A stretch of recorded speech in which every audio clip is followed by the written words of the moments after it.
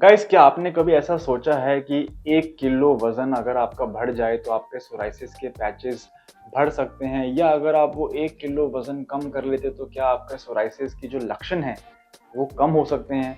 अगर आपके माइंड में भी ऐसे क्वेश्चन आते हैं कि मेरे वज़न और मेरे सोराइसिस के बीच में क्या कोरिलेशन है, तो आप बिल्कुल सही चैनल पे आए हैं।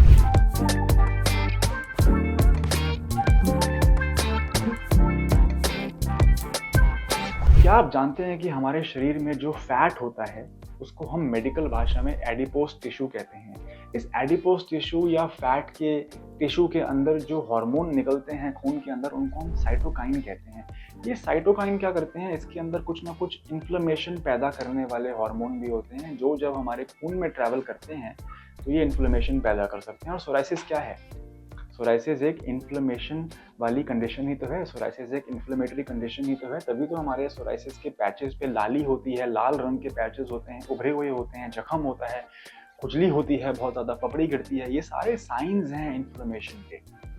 तो अगर हमारे शरीर में फैट कंटेंट ज़्यादा है, फैट टिश्यू ज़्यादा है, तो डेफिनेटली सोराइसिस में एग्रीवेशन आता है, सोराइसिस में फ्लेयर अप आ सकते हैं। और सोराइसिस जितना भी हमने क्लिनिकल एक्सपीरियंस में देखा है कि जिन लोगों का लाइफस्टाइल ख़राब होता है, जिन लोगों का वेट ज़्यादा होता है, जिनके ओबेसिटी होती है, उतना ही सीरियस उनका सोराइसिस भी होता है। तो जैसे जैसे वज़न बढ़ता जाता है वैसे वैसे सोराइसिस के सिम्टम्स का मतलब पपड़ी का झड़ना, लाली का होना, खुजली का होना, ये सारी चीज़ें, ये सारे सिम्टम्स उनके अंदर ज़्यादा होते हैं। और जब सर्दियाँ आती हैं तो फ्लेयर अप भी ज़्यादा आता है। एंड इनफैक्ट अगर वो ओबीस हैं, अगर उनका वेट मैनेज नहीं है और वो कोई भी ऐसा ट्रिगर कंज्यूम करते हैं सोराइसिस का, ट्रिगर का मतलब है स्ट्रेस लेना, अल्कोहल कंज्यूम करना, स्मोकिंग करना, कॉन्स्टिपेशन रहना, लाइफस्टाइल ख़राब होना, अगर कोई भी इनमें से एक ट्रिगर भी ऑन होता है या कोई भी ऐसा ट्रिगर बॉडी में आता है,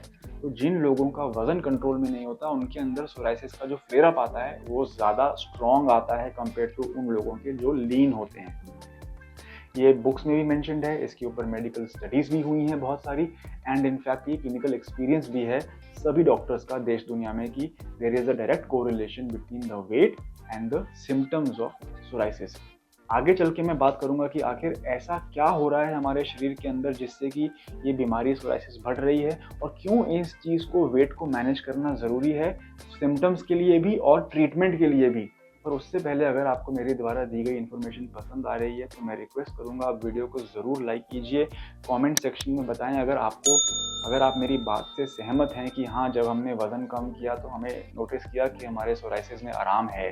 तो आप प्लीज़ कमेंट सेक्शन में बताएं ताकि बाकी लोग भी देख के मोटिवेट हो सकें अपना वेट कम करने के लिए। गाइस, जब हमारे शरीर के अंदर वेट बढ़ता है, जब हमारे शरीर के अंदर फैट कंटेंट बढ़ता है, तो कुछ ऐसी चीज़ें होती हैं जिसकी वजह से बाकी बीमारियां शुरू हो जाती हैं। वो बीमारियां क्या हैं? Number 1, blood pressure.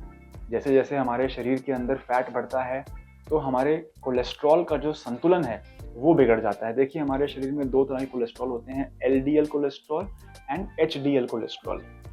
मेडिकली इसे कहते हैं low density lipoprotein and high density lipoprotein, but याद करने के लिए हम इसको लो डिजायरेबिलिटी एंड हाई डिजायरेबिलिटी भी कह सकते हैं, है ना। तो एलडीएल है लो डिजायर, यानी कि हम नहीं चाहते हमारे शरीर में एलडीएल कोलेस्ट्रॉल हो, और एचडीएल क्या होता है? Highly desirable cholesterol. हम चाहते हैं कि हमारे शरीर में एचडीएल कोलेस्ट्रॉल ज़्यादा हो। अब ओबेसिटी में ये बैलेंस जो है ये उल्टा हो गया है। हमारे शरीर में लो डिज़ायर वाला कोलेस्ट्रॉल ज़्यादा है, हाई डिज़ायरेबिलिटी वाला कोलेस्ट्रॉल कम है। इसकी वजह से, इस डिसलिपिडीमिया की वजह से हमें हमारे ब्लड वेसल्स के अंदर प्लाक बिल्डअप हो जाता है, राइट। हम सबको पता है कि हमारे ब्लड वेसल्स के अंदर कोलेस्ट्रॉल डिपॉजिट हो जाता है। कोलेस्ट्रॉल अगर ब्लड वेसल के अंदर डिपॉजिट हो रहा है, यानी कि अगर पहले ब्लड वेसल का साइज इतना था अब वो छोटा होता जा रहा है, खून निकल नहीं पा रहा उसके अंदर से, तो प्रेशर खून का ज़्यादा लग रहा है निकलने के लिए, तो ब्लड प्रेशर की प्रॉब्लम हो रही है। इसी से, ऐसे ही तो ब्लड प्रेशर शुरू होता है, इसे हम कहते हैं हाइपरटेंशन। तो अगर हमारे बॉडी में फैट ज़्यादा है, हमें ओबेसिटी है, तो हमें हाइपरटेंशन हो सकता है। हाइपरटेंशन एक बार हमें अगर हो जाए तो उसका डायरेक्ट कोरिलेशन है सोराइसिस से। दोनों ही ऑटो इम्यून कंडीशंस हैं, राइट। दोनों में ही लाइफस्टाइल का बहुत ज़्यादा योगदान भी है। तो अगर हम अपने वेट को कंट्रोल करके रखें, हम अपने फैट कंटेंट को कम रखेंगे, तो हमारे शरीर में जो डिसलिपिडीमिया नहीं होगा, हमारे शरीर में हाइपरटेंशन की प्रॉब्लम नहीं होगी। इसी के साथ साथ सेकेंड जो बीमारी हो सकती है अगर हमारा वज़न ज़्यादा है तो वो है शुगर। फैट ज़्यादा होने की वजह से इंसुलिन की रेजिस्टेंस, इंसुलिन एक हार्मोन होता है हमारी बॉडी में, और हम सभी को शायद, अगर आपको शुगर है आपको पता होगा कि इंसुलिन क्या होता है, इंसुलिन रेजिस्टेंस क्या होता है। ब्रीफली मैं आपको बता देता हूँ, अगर हमारे शरीर के अंदर फैट कंटेंट ज़्यादा होता है तो हमारे शरीर में पैनक्रियाज में से एक हार्मोन निकलता है जिसे हम इंसुलिन कहते हैं, उसकी रेजिस्टेंस बढ़ जाती है जिसकी वजह से शुगर हो सकता है। शुगर होते ही गाइज, एक बार अगर शुगर हमारी बॉडी में शुरू हो जाए और हमारे शुगर लेवल्स कंट्रोल नहीं हैं तो सोराइसिस होने के चांसेस तो बढ़ते ही हैं। इनफैक्ट नेक्स्ट जनरेशन में भी सोराइसिस होने के चांसेस ज़्यादा होते हैं। मोर इम्पॉर्टेंटली, सोराइसिस के ट्रीटमेंट में कभी कभी तेज़ दवाई देने की रिक्वायरमेंट होती है, और उस तेज़ दवाइयों को देने के लिए हमें जब हम ब्लड टेस्ट करवाते हैं तो अगर आपका शुगर कंट्रोल नहीं है तो कोई भी डॉक्टर आपको तेज़ दवाई नहीं देगा। दैट मीन्स कि आप इतनी जल्दी ठीक नहीं हो सकते जितना कि आप हो सकते थे। तो अगर हमारा वज़न कंट्रोल्ड है, हमारी बॉडी लीन है, तो डॉक्टर्स के लिए भी ईजी हो जाता है आपको ट्रीटमेंट देना। आप हल्की दवाइयों से ही कम समय में, कम खर्चा करते हुए, कम गर्म दवाइयों का इस्तेमाल करके ठीक हो सकते हो, राइट। मैंने आपको बताया इस वीडियो में कि कैसे सोराइसिस जो है वो वेट से एकदम डायरेक्ट कोरिलेशन है। वज़न के बढ़ने की वजह से सोराइसिस के सिम्टम बढ़ते हैं, वज़न के बढ़ने की वजह से ब्लड प्रेशर हो सकता है, वज़न के बढ़ने की वजह से शुगर हो सकता है। अब मैं आपको बताऊंगा कि वज़न कम करना क्यों ज़रूरी है सोराइसिस में। क्लिनिकल स्टडीज़ ऐसी हुई हैं, बहुत सारी और भी ऐसी स्टडीज़ हुई हैं जिसमें ये पाया गया है कि जैसे जैसे वज़न कम होता रहता है वैसे वैसे पेशेंट्स ने एक्सपीरियंस किया है कि उनके सोराइसिस के सिम्टम्स भी कम होते रहे हैं। और अगर आपने ऐसा पर्सनली एक्सपीरियंस किया है या आप किसी को जानते हो जिन्होंने अपने लाइफस्टाइल को चेंज किया, अपने वेट को चेंज किया और उनका सोराइसिस का फ्लेयर अप कम हुआ, तो आप प्लीज़ कमेंट सेक्शन में मेंशन करें। तो इसी के साथ साथ वीडियो ख़त्म करते समय मैं आपको बताना चाहूँगा कि ऐसी क्या लाइफस्टाइल टिप्स हैं जो आप फॉलो कर सकते हैं जिससे कि आने वाली सर्दियों में आपका फ्लेयर अप ना आए। नंबर 1, आपको अपने वेट को मैनेज करना है। वेट को मैनेज करने के लिए आपको डेली एक्सरसाइज करना है, 10,000 स्टेप्स करने की पूरी कोशिश कीजिए। शाम को छत पे जाके वॉक कर सकते हैं, घर के बाहर वॉक कर सकते हैं। अगर आप जिम जाना पसंद करते हैं तो आप जिम जा सकते हैं।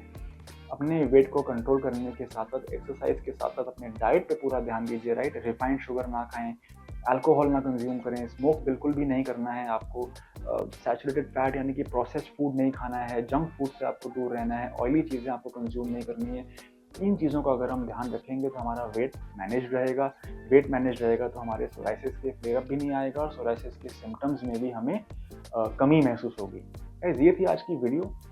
अगर आप ऐसी और बातें जानना चाहते हैं कि क्या खाएं क्या ना खाएं, तो हमने इस चैनल पे बहुत सारी ऐसी वीडियोस कवर कर चुके हैं डाइट के रिगार्डिंग।